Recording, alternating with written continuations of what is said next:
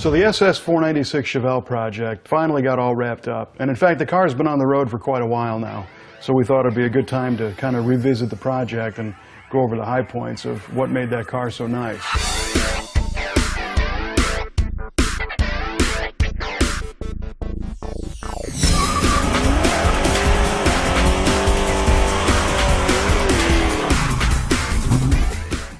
Basically, the original goal was to kind of tune that car up so that it looked like an original SS396 Chevelle, but we wanted to give it more power and more usable power and increase the driving manners of the car to make it handle better and stop better and be more comfortable. And I think we've achieved the goals all the way across the board. The heart of the SS496 project was the 496 cubic inch stroker motor built by Fast Times Motor Works. So it was in this very park a long time ago when we first did this same shot and popped the hood on this car and showed you what was the original 454, and now it's the 496 stroker motor. We started off by using the original 454 block that came with the car. The block was a mid-70s vintage truck motor, but it had never been cut, so it made for a good candidate to build a stroker. A lot of the mechanical stuff came from the guys at Holley. The intake manifold is a ported Wyand piece, and the cylinder heads are aluminum Holley parts. We wanted to keep a stealth look under the hood, almost a factory SS396 look, but the competition headers kind of give it away because they're ceramic coated and a large tube design. But we were able to stick with the V-belts and a cool look on the motor that doesn't look anywhere near as high-tech as it really is. Inside that motor, we used nothing but high-quality ARP fasteners, and then there was also a kind of a mild hydraulic roller camshaft and valve train assembly. Another kind of stealth performance part is the MSD E-curve distributor.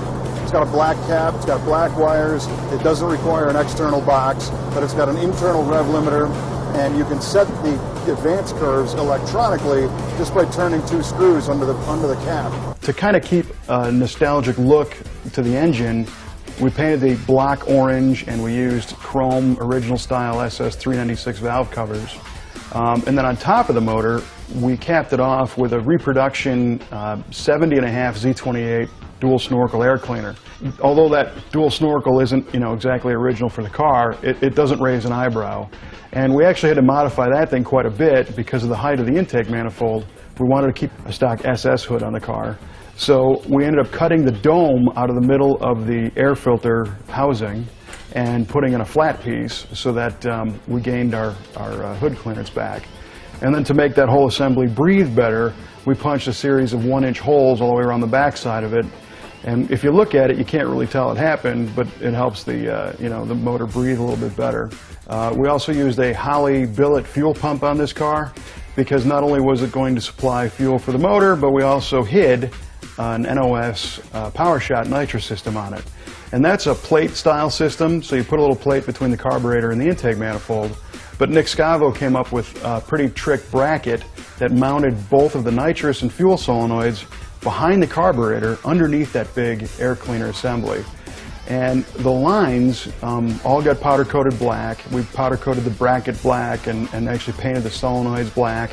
We hid the wiring, and the big fuel line that came up from that Holley pump into the carb that also supplied the nitrous fuel, we wrapped all those braided hoses. Those are Earl's high performance braided hoses, but we hid them inside of a piece of rubber hose so that, again, not that this is a real street sleeper, but if you pop the hood and look at the motor, everything appears to be pretty much stock.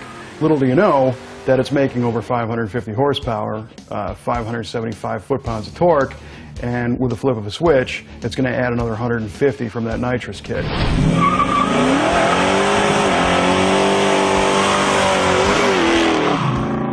For lubrication, we're using nothing but Royal Purple synthetic fluids from front to back. There's synthetic motor oil, transmission fluid, rear axle gear oil, even grease in the car. And people ask me all the time, does that really make a difference? Does it really make more power, as they say? And what you got to realize is that the oil itself doesn't make any more power, but it reduces friction better than conventional oil. And if you reduce the friction, the engine itself can make more power. So that's what ends up happening. By reducing friction, it also reduces heat, so all the assemblies in the car run cooler, the transmission, the rear axle, and that's all good for longevity. But then another thing that I really like about these synthetics, Royal Purple has an additive package in it that stands up to moisture. And what you don't realize is when you first start a car up and it starts puffing out, clouds of steam out the back, what it's doing is the engine is trying to combust ambient air that is full of humidity. And when you compress that before the engine reaches operating temperature, that humidity gets pumped all the way through the system, and some of it ends up in the oil. And conventional oil can be affected by that moisture, and in fact can turn acidic and can start attacking your engine from the inside out. Well, Royal Purple Synthetic has a much better additive package designed to where it's not affected so much by that moisture, and it won't become corrosive inside the engine and attack from the inside out. And that's another reason why it helps engines last longer. The car's got a really good sound going down the road thanks to the MagnaFlow stainless dual exhaust. The X-pipe in the middle and the MagnaFlow muffler design sound aggressive without resonating like crazy, but when you step on it, it's just loud enough to let you know that there's some power. One of the greatest attributes of this car is how well it drives, and the main elements are the Global West suspension, the performance suspension component sway bars, good shocks, and the OPGI lowering springs. It corners nearly dead flat, but it still rides nice and smooth without bouncing you around and beating you up like a real stiff suspension system can. The overall look is obviously very important when putting a car like this together, and we returned it to its original butternut yellow color and then added the two-tone below the beltline trim in white. The wheel and tire package can make or break a car, and these we think are right on. The wheels are Vintage Wheelworks V40s, 17x8s all the way around, and BF Goodrich G-Force KDW tires for flat cornering and a nice ride. The car has tremendous braking power thanks to the big Bear brakes and the Hydrotech Hydro Boost unit. It's very nice and linear and very controllable and provides all the stopping power you could want. Another thing we pointed out when we first got into this car was that the interior was covered in goofy gauges and weird stuff. We cleaned up the dash with a reproduction Chevelle SS Rally gauge set and restored the console and steering wheel and tilt column. And now it's much cleaner inside.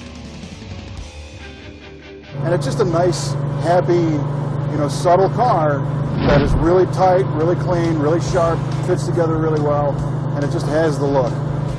But I think the best part of the whole SS496 experience is driving the car. I mean, it has great power, tremendous torque anywhere in the tack. You can be driving along at any RPM, put your foot down, and you're pressed in the seat. You put your foot all the way down, you'll break the tires loose. It's just a lot of fun to drive. It corners flat, handles flat, it doesn't squeak, it doesn't rattle. I mean, it feels like it basically is a brand new car. It's comfortable to sit in. It's nice with the amenities, the convertible top and the audio system. It's not obnoxiously loud. I mean, it's everything you could want in a car like this. So we were very happy with the way this thing came out. And if you want any more information about any of the parts we used to put this car together, there's a whole list in the SS496 project page on our website at V8TVshow.com.